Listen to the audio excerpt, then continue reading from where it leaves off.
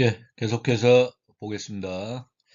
그래서 정치제도란 한 국가가 가진 정부 시스템을 의미한다.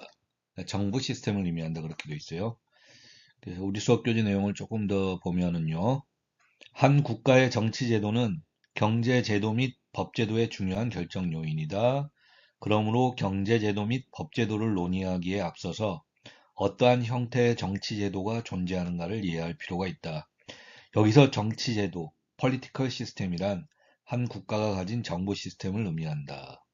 정치, 국, 정치, 국가 간 정치, 경제 제도의 차이 제도는 크게 두 가지 차원에서 비교될 수 있다. 상대적으로 개인주의에 비하여 집단주의를 강조하는 정도이고, 둘째는 전체주의에 비하여 민주주의를 강조하는 정도이다. 이 차원들은 서로 연관성을 가지고 있다. 집단주의를 강조하는 정치제도는 전체주의를 추구하는 경향이 있고, 개인주의를 중요시하는 정치제도는 민주주의적 경향이 있다. 하지만 그러한 연관성이 명확하지 않은 경우도 존재한다. 예를 들어, 비록 민주적 국가이지만 집단주의 성향이 강하게 나타날 수도 있고, 반대로 전체주의 국가이지만 집단주의적 성향이 약할 수도 있다는 라고 설명하고 있습니다. 그래서 정치제도란 political 시스템이란 한 국가가 가진 정부 시스템을 의미하며 크게 두 가지 차원에서 비교될 수 있다. 개인주의, 인디비주얼리즘과 집단주의, 컬렉티비즘, 그리고 민주주의, 디모크라시. 고쳤습니다. 앞에 강의 동영상에서 인디비주얼리즘으로 잘못되어 있었죠. 민주주의는 디모크라시입니다. 민주주의, 디모크라시 대 전체주의, 토탈리테리아니즘. 이렇게 비교될 수가 있다는 것입니다. 계속해서 보겠습니다. 처음에 나오는 것이 개인주의입니다. 개인주의. 자, 개인주의는 개인들이 스스로 원하는 경제적, 정치적 목적을 추구하는 데 있어서 자유를 누려야만 한다는 사상입니다. 이렇게 하고 민주적 정치제도와 자유시장 경제체제와 밀접한 관련을 가지고 있다라고 합니다. 우리 수업교재에 나와 있는 내용을 조금 더 보도록 하죠. 개인주의는 개인들이 스스로 원하는 경제적, 정치적 목적을 추구하는 데 있어서 자유를 누려야만 한다는 사상이다. 집단주의와 상반되게 개인주의에서는 개인의 이익이 집단의 이익보다 어, 우선된다고 강조한다. 집단주의와 마찬가지로 개인주의 역사도 고대 그리스의 철학자로서 플라톤의 제자였던 아리스토텔레스까지 거슬러 올라간다. 플라톤과 달리 아리스토텔레스는 개인적 다양성과 개인 소유가 더 바람직하다고 주장하였다. 그는 개인 소유가 집단 소유보다 생산적이기 때문에 진보에 보다 큰 기여를 할 수 있다고 주장했는데, 이는 마치 자유시장주의를 옹호하는 요즘 시대에 정치가가 하는 연설을 듣는 듯한 느낌을 줄 정도이다. 그는 공유재산은 효율적 관리를 받지 못하는 데 반하여 개인 소유 자산은 주의 깊은 관리가 이루어지기 때문에 후자가 더 생산적이라는 점을 강조하였다.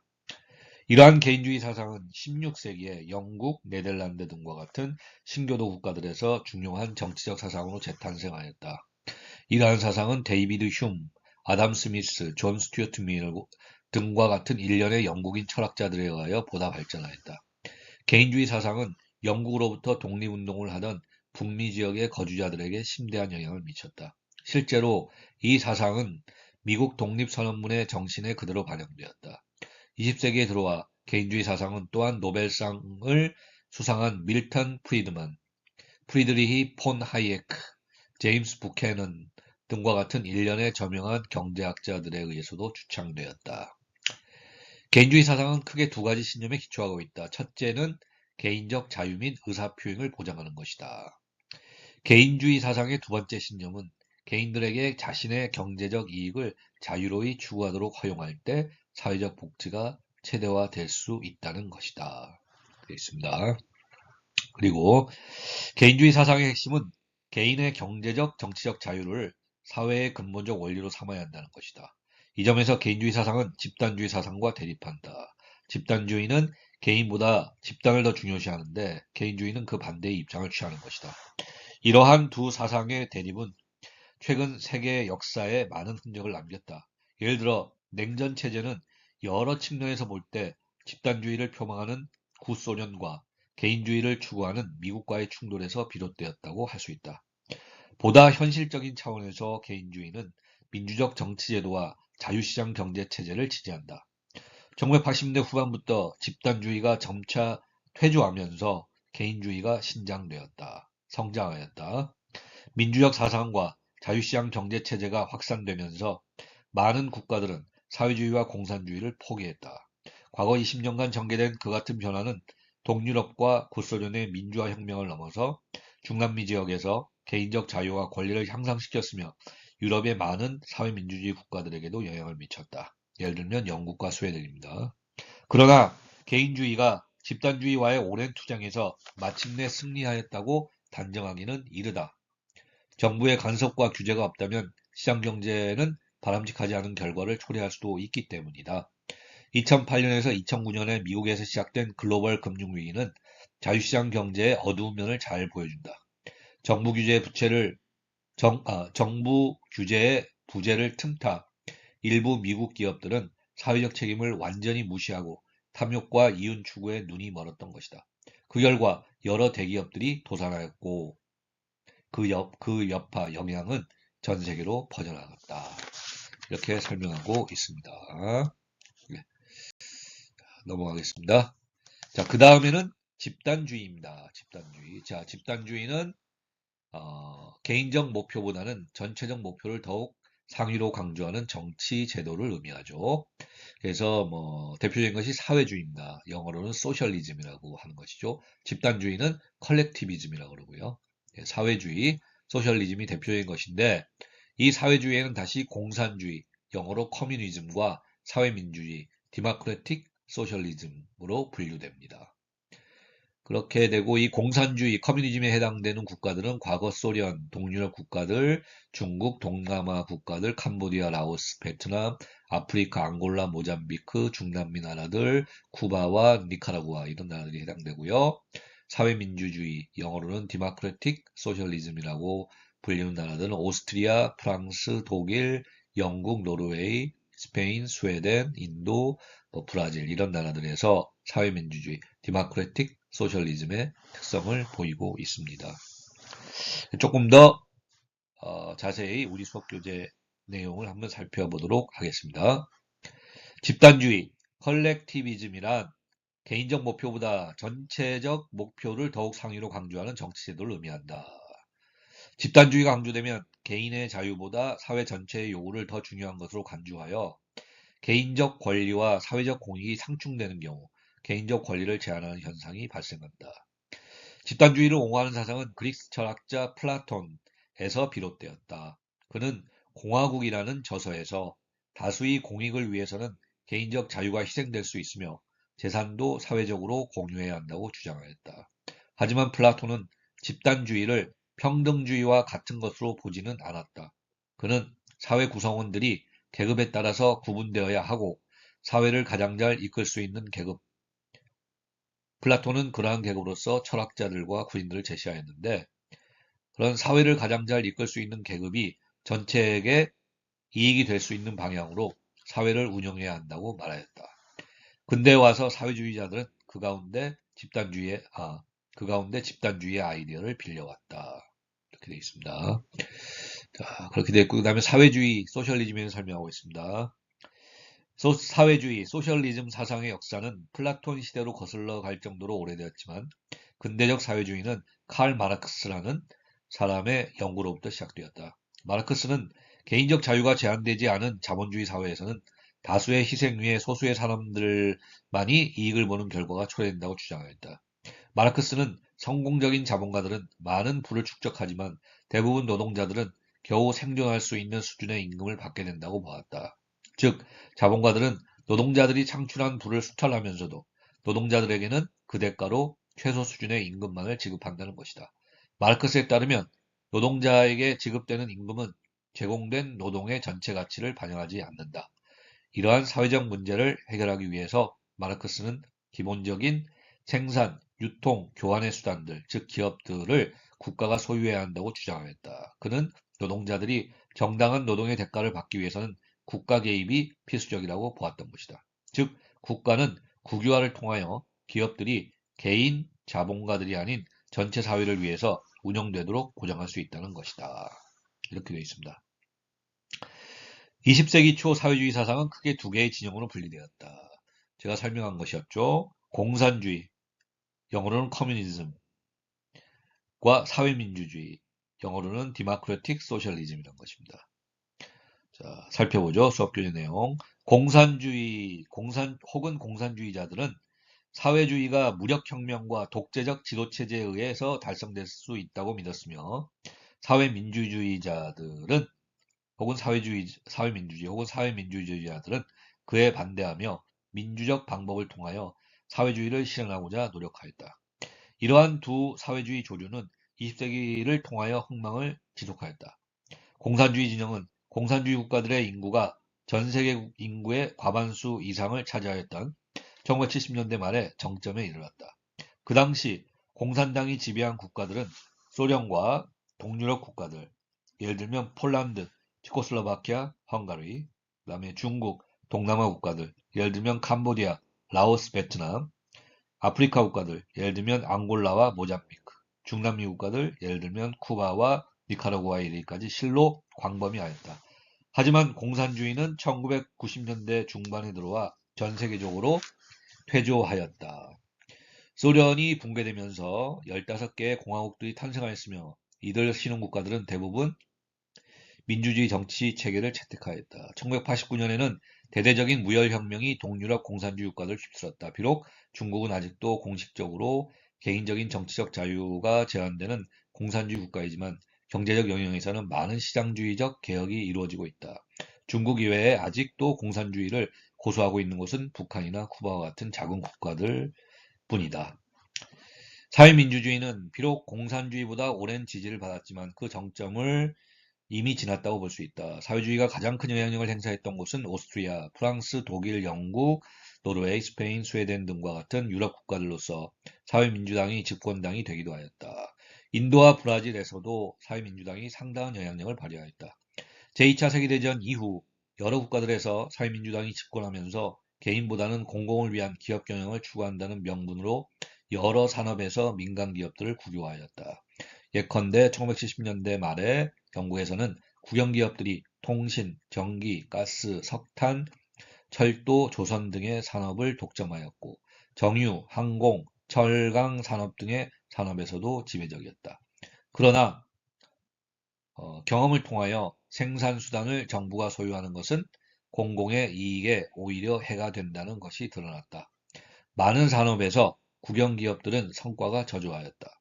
독점으로 인해서 경쟁으로부터 보호되고 정부의 재정 지원이 보장되면서 기업 효율성이 저하되었다. 국민들은 그러한 국영기업들을 위해서 보다 높은 가격과 많은 세금을 지불해야만 했다.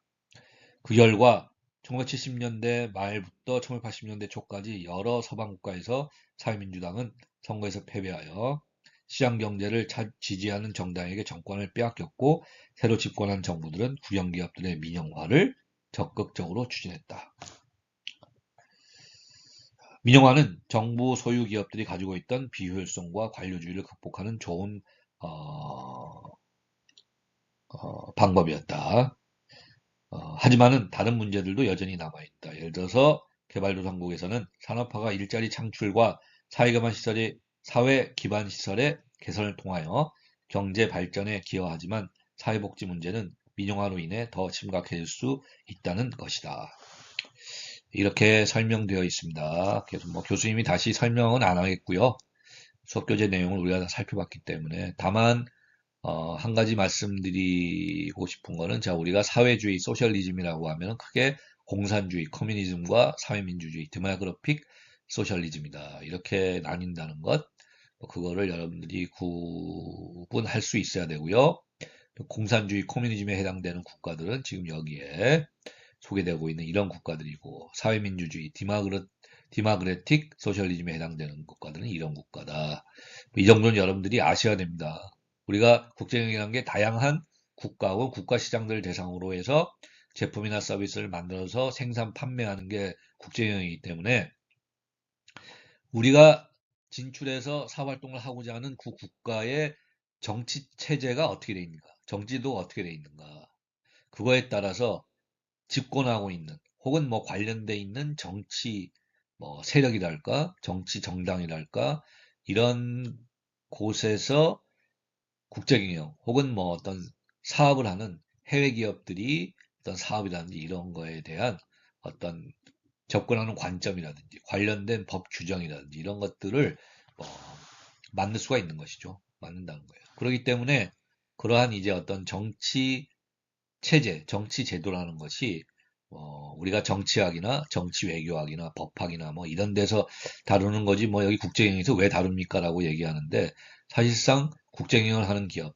특별히 그 국가에 진출해서 사업을 하는 외국 기업이라든지 이런 외국 그러한 기업들의 어떠한 사업 활동에 영향을 미칠 수 있는 규제나 법이나 이런 것들을 만드는데 또 영향을 줄 수 있기 때문에 예, 이러한 정치 체제라는 것도 어떤 특정 국가의 정치 체제라는 것도 좀 잘 기억할 필요가 있다는 거예요. 있습니다. 그렇게 하고 또 한 가지 교수님이 또 얘기하고 싶은 거는 우리가 사회민주주의다 이렇게 얘기할 때 이거는 그 뭐 그러니까 일종의 의회에서 그 나라의 의회에 정당으로서 어, 진출해서 정치 활동을 하겠다는 것이죠. 어떤 일종의 사회주의나 집단주의 뭐 이러한 것을 이제 그 하나의 정당으로서 그 국가의 정당으로서 여러 가지 정책으로서 이렇게 그 주장하고 관련된 정책을 만들고 집행하고 그것으로서 어떻게 선거를 통해서 그것과 국민으로부터 지지를 얻겠다. 뭐 그러한 접근 방법이라고 할 수 있어요. 그래서 뭐 우리가 오스트리아나 프랑스, 독일, 영국, 뭐 노르웨이, 스페인, 스웨덴 뭐 이런 나라들, 유럽에 우리가 친숙한 선진국이라고 불리는 나라들도 사회민주주의적인 특징이 있습니다. 그리고 뭐 인도, 브라질이나 이런 것도 사회민주주의적인 특징이 있고요. 그래서 우리가 뭐 프랑스, 독일, 영국 하면은 아주 유럽에서 선진국이고 경제적으로도 선진국이잖아요. 그러니까 미국과 동일한 그 정치 체제 혹은 정치 제도를 가지고 있는 것으로서 오해할 수 있지만 실제로 프랑스나 독일, 영국의 정치 체제, 정치 제도는 미국의 정치 체제나 정치 제도와는 같지가 않죠. 같지가 않습니다. 프랑스나 독일, 영국 같은 이런 나라들은 미국과 견줄 수 있는 경제 대국, 선진 경제 대국이지만은 그 정치 체제나 정치 제도는 미국과는 동일하지 않아요. 동일하지 않습니다. 그렇게 하고 이런 사회 민주주의를 표방하는 정당들, 이런 정당들이 집권하기도 합니다. 정당으로서. 그리고 선거를 통해서. 그 점도 좀 기억을 하실 필요가 있습니다. 그러니까 프랑스나 독일, 영국 같은 선진국, 선진 경제국들이 미국의 어떤 정치 제도나 어떤 정치 체제와 그 동일한 정치 제도나 정치 체제를 갖고 있는 것은 아니다라는 거. 그거를 좀 기억해 두십시오. 다음은 이제 민주주의와 전체주의와 관련된 내용입니다. 민주주의와 전체주의와 관련된 내용인데요. 일단 먼저 민주주의 살펴보겠습니다. 자, 민주주의, 디마크러시란 국민들이 직접 국가를 통치하거나 또는 국민들이 선출한 대의원들이 국가를 통치하는 정치 제도죠. 그래서 이 민주주의, 디마크러시와 관련해서는 직접 민주주의, 디렉트 디마크러시 가 있고 그 다음에 대의 민주주의 리프리젠터티브 디마크러시라는 게 있습니다. 그렇게 하고 이 민주주의 디마크러시에는 표현과 결사의 자유, 언론 자유, 정기적 선거 등 헌법적 권한이 보장된다. 뭐 이러한 특징이 있는 것이죠. 그렇게 볼 수 있습니다. 그래서 우리 수업 교재 내용을 좀 살펴보면요. 민주주의 디마크러시란 국민들이 직접 국가를 통치하거나 또는 국민들이 선출한 대의원들이 국가를 통치하는 정치 제도라고 할 수 있습니다. 그렇게 볼 수가 있어요.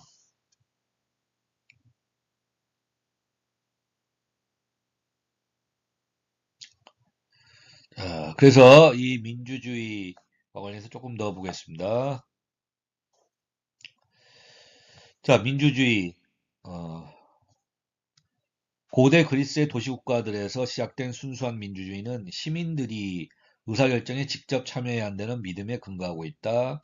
그러나 인구가 수백 또는 수천만 명에 이르는 복잡한 현대 국가에서 그 같은 직접 민주주의는 디렉트 디마크러시죠. 이것은 실행이 불가능합니다. 따라서 오늘날의 대부분 국가들은 대의 민주주의, 한국어로는 대의 민주주의라고 되어 있고 영어로는 리프레젠터티브 디마크러시라고 되어 있죠. 이러한 대의 민주주의, 리프레젠터티브 디마크러시를 채택하고 있습니다. 대의민주주의에서 국민들은 정기적으로 자신들을 대변할 대의원들을 선출하죠. 대의원들은 정부를 구성하고 국민들 대신에 국가 운영에 관련된 의사결정을 하게 됩니다. 대의민주주의에서 그러한 역할을 적절히 수행하지 못한 대의원은 다음 선거를 통하여 그 지위를 잃게 됩니다. 대의원들에게 적절한 책임을 묻기 위하여 이상적 대의민주주의는 여러 가지 안전장치를 운영하도록 헌법상에 규정하고 있는데요. 그것은 표현, 의사표시, 결사에 대한 개인적 자유, 언론 자유, 정당한 권리를 가진 국민들이 참여하는 정기적인 선거 실시, 보편적 성인 투표권, 선출된 대의원의 임기 제한, 정치 제도로부터 독립적인 공정한 사법제도, 정치 중립적 행정 조직, 정치 중립적 경찰과 군대 조직, 정부 행정 정보에 대한 상대적으로 제한 없는 접근, 이런 것들을 대의원들에게 적절한 책임을 묻기 위해서 이러한 안전장치들을 운영하도록 헌법상에 규정하고 있다는 것입니다. 이 정도로 보기로 하고요. 그래서 뭐 현재 대부분의 그 민주주의, 디마크러시 민주주의 국가들은 대의 민주주의, 리프레젠터티브 디마크러시를 운영하고 있죠. 그 다음에 전체주의입니다. 전체주의는 영어로는 totalitarianism이다. 이렇게 얘기하는데요. 전체주의는 한 개인 또는 정당이 국민의 모든 생활 영역에서 절대적 통제권을 가지면서 반대파 정당들의 활동을 억압하는 형태의 통치 형태를 의미합니다.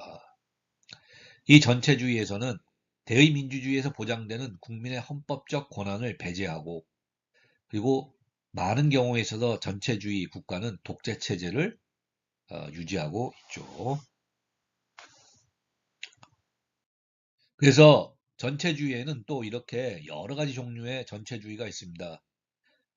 공산주의적 전체주의가 있고요. 여기에 해당되는 국가는 중국, 베트남, 라오스, 쿠바, 북한 등이 있고 종교적 전체주의에는 이란, 사우디아라비아 같은 국가들이 있고 부족적 전체주의에는 짐바브웨, 탄자니아, 우간다, 케냐 등 아프리카 국가들이 있으며 우파적 전체주의에는 과거 독일과 이탈리아의 파시스트 정권, 과거 한국, 태국, 싱가포르, 인도네시아 이런 곳에서의 군부 정권, 그러니까 군인들이 집권해서 독재하는 그런 정권들이 있었고, 과거 중남미 국가들, 칠레나 아르헨티나 이런 국가들도 아마 군인들이 집권해서 독재하는 뭐 이러한 그 체제였던 것으로 알고 있습니다. 우리 수업 교재 내용을 조금 더 살펴보면요. 네. 자, 전체주의 국가에서 국민들은 대의민주주의에서 보장되는 모든 헌법적 권한들, 예를 들면 표현과 결사의 자유, 언론 자유, 정기적 선거 등 이러한 것들이 박탈됩니다. 대부분의 전체주의 국가에서는 정치적 억압이 이루어지고 자유롭고 공정한 선거제도가 부재하며 언론은 심한 검열을 받고 기본적인 개인적 자유가 거부되고 기존 정치체제의 정당성에 대해서 의문을 제기하는 사람은 흔히 공정한 재판 없이 투옥됩니다. 이렇게 되어 있습니다. 네. 그렇게 되어 있고요. 그 다음에 이제 공산주의적 전체주의, 이렇게, 공산주의적 전체주의, 종교적 전체주의, 부족적 전체주의, 우파의 전체주의 설명하고 있는데, 이거 조금 살펴보죠. 우리가 국가별 어떤 정치체제, 정치제도, 그게 이제 국가별 시장에 우리가 국제경영하는 기업이 진출하느냐, 안 하느냐, 그리고 그 진출한 국가에 사업활동을 하는데 좀 영향을 미칠 수 있기 때문에 여러 가지 규제나 법이나 이런 면에서 그래서 조금 살펴보도록 하겠습니다. 공산주의적 정체주의입니다. 공산주의가 국제적으로 퇴조하면서 1980년까지 대부분의 독재적 공산주의 정권은 붕괴되었습니다. 현재까지 공산주의가 여전히 유지되는 곳은 중국, 베트남, 라오스, 북한, 쿠바 등이지만 이들 지역에서도 공산주의적 독재가 약화되고 있다는 징후들이 나타납니다.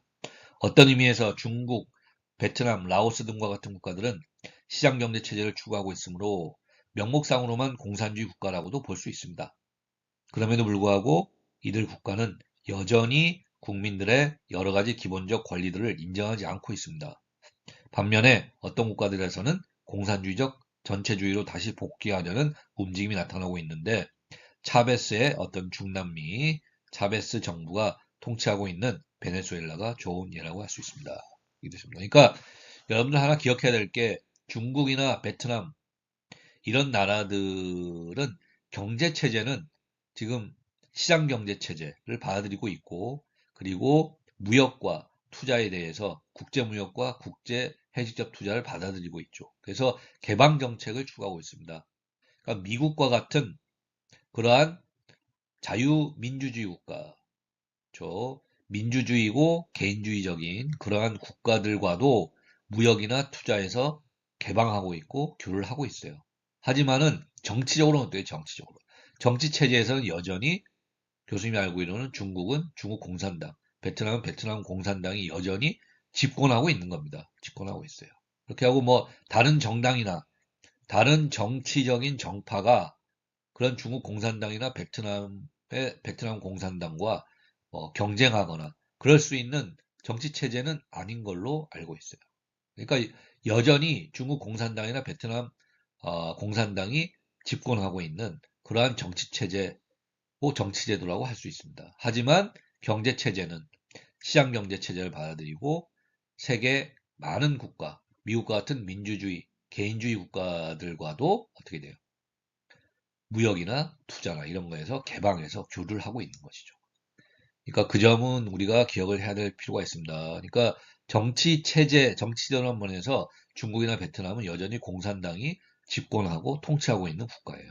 이러한 것들이 틀림없이 중국이나 베트남에 진출해서 사업 활동하고 있는, 국경하고 있는 기업들, 해외 기업들의 활동에도 중국 공산당이나 베트남 공산당의 어떠한 정책이나 관점, 이런 게 영향을 미치죠. 그러니까 우리가 이러한 국가의 정치 체제, 정치 제도라는 것을 잘 알 필요가 있다는 겁니다.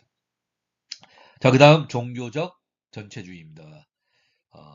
종교적 전체주의는 종교적 원리를 숭상하는 정당, 집단, 그리고 개인이 정치 권력을 독점하는 국가에서 나타난다. 가장 대표적인 예로는 이란과 사우디아라비아에서와 같이 이슬람교를 기초한 종교적 전체주의를 들 수 있다. 이들 국가에서는 이슬람교의 원리에 따른 법률을 제정하고 이를 근거로 국민들의 정치적, 종교적 표현의 자유를 제한한다. 이렇게 되어 있습니다. 그러니까 뭐 이란이나 사우디아라비아와 같은 중동 국가들이죠. 미들리스트. 이러한 국가에 진출해서 사업 활동하겠다 하는 경우에도 틀림없이 이란이나 사우디아라비아에서 집권하고 있는 그러한 집권 세력들은 다분히 이슬람교를 바탕으로 하고 있는 그런 굉장히 종교적인 색채가 강한 그러한 사람들이나 어떠한 세력, 집단들이 집권하고 있는 거예요. 정치적으로 집권하고 있어요. 따라서 이란이나 사우디아라비아에 진출해서 사업 활동하고 있는 해외 기업들, 국제 경영을 하고 있는 해외 기업들에게 많은 영향을 미칠 수 있다는 거예요. 그런 집권 세력, 집권 세력들이 어떤 관점 이러한 것들이죠. 그러한 것들이 이러한 이란이나 사우디아라비아 같은 중동 국가의 이런 종교적 전체주의 국가에 진출해서 사업 활동하고 있는 해외 기업, 글로벌 기업, 국제 경영하는 기업들에게 어떤 규제나 법으로 영향을 미칠 수 있다는 거예요. 그래서 우리가 이런 정치체에도 잘 이해할 필요가 있다는 것입니다. 그 다음에 부족적 전체주의, 이거는 아프리카 국가들에서 나타나는 것이고요. 아프리카 국가들은 유럽에서 오랫동안 통치받았죠. 그렇게 하고 현재 여러 개의 부족으로 구성되어 있습니다. 이렇게 돼 있고요. 예. 이거는 넘어가도록 하겠습니다. 하지만은 이것도 어떻게 돼요? 아프리카도 최근에는 어떻게 돼요? 아프리카도 새로운 국제경영을 하는 기업들에게 있어서 새로운 기회의 땅이죠. 기회의 국가입니다. 신흥시장 국가라고 할 수 있어요. 따라서 아프리카 시장도 국제경영을 하는 그러한 글로벌 기업들이 새로 개척할 만한 그러한 이제 시장이고 기회의 국가고 땅이라고 할 수 있습니다. 그러니까 이런 아프리카 국가에 진출해서 새로운 사업 기회를 포착하고 그걸 바탕으로 해서 사업하겠다고 했을 경우에 마찬가지로 이러한 부족적 전체주의와 관련한 어떤 집권 세력들이죠. 이런 세력들이 외국 기업들, 국제경영하는 기업들에 대한 어떤 관점이나 정책 이러한 것들이 영향을 미칠 수가 있다. 그래서 이런 것들도 좀 기억할 필요가 있습니다. 이러한 국가들의 정치 체제, 제도에 대해서요.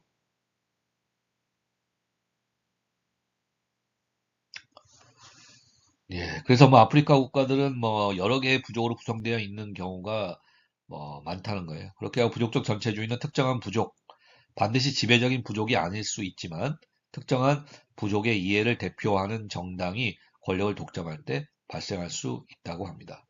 아프리카에서는 단 한 개의 그 같은 집권 정당만을 가진 국가들이 존재합니다.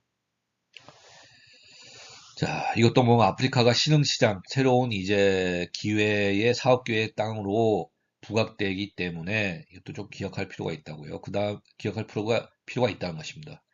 그 다음에 우파적 전체주의입니다. 우파적 전체주의는 공산주의의 위협을 근거로 개인의 경제적 자유는 어느 정도 허용하지만 정치적 자유는 제한합니다. 우파적 전체주의가 공통적으로 가지는 특징은 사회주의 또는 공산주의에 대한 지나친 적대감입니다. 많은 우파적 전체주의 정부는 군부, 즉 군인들이죠. 군부의 지지를 받으며 어떠한 경우에는 정부가 군 장교들에 의해서 구성되기도 했습니다. 1930년대와 1940년대 독일과 이탈리아를 지배했던 파시스트 정권은 우파적 전체주의의 대표적 예입니다. 우파적 전체주의는 또한 한국, 태국, 싱가포르, 인도네시아, 필리핀 등과 같은 여러 아시아 국가들에서 발생했습니다. 그러나 1980년대 초부터 이러한 형태의 정부는 퇴조하였습니다. 현재 대다수의 중남미 국가들은 복수 정당을 허용하는, 그러니까 현재 대다수의 중남미 국가들은 여러 개의 정당이 활동하는 것을 허락하는 진정한 민주주의 제도를 채택하고 있습니다. 또한 한국, 태국, 필리핀, 인도네시아 등에서도 민주주의가 제대로 실행되고 있습니다. 그러니까 과거에 군인들이 집권하여 독재를 했던 뭐 그러한 시절이 있었다는 거예요. 하지만은 지금은 어떻게 됩니까? 그러한 시절에 어떤 군부가 어떤 집권에서 독재하는 그런 거에서 벗어나서 보다 뭐 민주화되는 그러한 경향을 보이고 있다는 것이죠. 자, 그래서 이게 이제 우파적 전체주의다. 뭐 이렇게 얘기하고 있습니다. 그래서 이렇게 해서 우리가 그 정치 체제 혹은 정치 제도에 대해서 살펴봤습니다. 자, 그거는 우리가 정치 체제 혹은 정치 제도는 크게 개인주의 대 집단주의, 그리고 민주주의와 전체주의, 이렇게 우리가 구분해서 볼 수가 있고, 이러한 개인주의와 어, 집단주의, 그리고 민주주의와 전체주의는 서로 이렇게 많은 관련을 가지고 있죠. 그렇게 하고 이러한 구분을 바탕으로 해서 세계 다양한 국가들의 정치체제, 정치제도가 어떤 것인지 우리가 파악할 수 있고, 그것은 우리가 정치학이나 정치 외교학이나 혹은 법학이나 이런 곳에서만 다루는 것이 아니고, 그런 국가들의 진출해서 사활동하고 있는, 국제경영하고 있는 기업들에게 여러 가지 법이나 규제, 이런 것으로서 영향을 미칠 수 있기 때문에 이러한 정치체제, 정치제도화에서 국가를 집권하고 있는 정치 세력들이, 그래서 국제경영을 하고 있는 그러한 기업들이 이러한 다양한 국가들의 정치체제나 정치제도를 이해할 필요가 있다는 것입니다. 그래서 이 부분이 국제경영에서도 소개되고 있는 것이죠. 예, 뭐 정치체제, 정치제도 관련된 내용은 이 정도로 마치도록 하고요. 다음 동영상 강의에서 우리가 경제제도에 대해서 계속해서 살펴보도록 하겠습니다.